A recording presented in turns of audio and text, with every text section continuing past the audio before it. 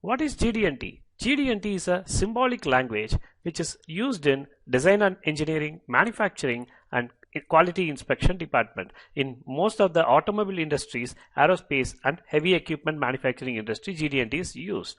GD&T combines a set of symbols, rules, and principles to ensure that everyone is on the same line regarding how the feature or a part is defined.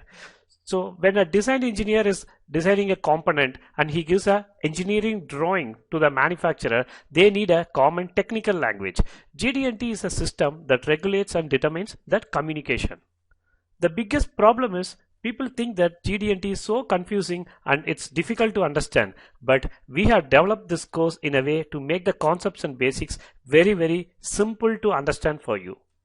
GD&T is split into 5 different categories.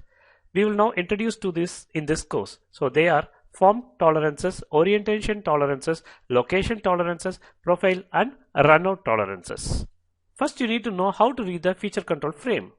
The leader arrow points to the controlled feature part. The first zone is called as the geometric characteristic zone, where we will define with the symbols. The second zone is the geometric tolerance zone, where we are going to define the permissible tolerances values for that particular geometric characteristics.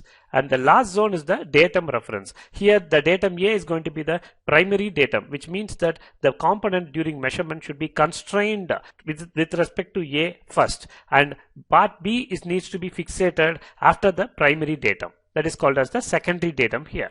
The GD&T standards are controlled and maintained by the American Society of Mechanical Engineers, that is ASME, which is followed in the US, and it is controlled and maintained by the International Organization for Standardization, that is ISO, which is followed in the rest of the world other than US. To learn more and to update your skill sets on GD&T for better drawing reading and design and drawing preparation, please register with us online for this course.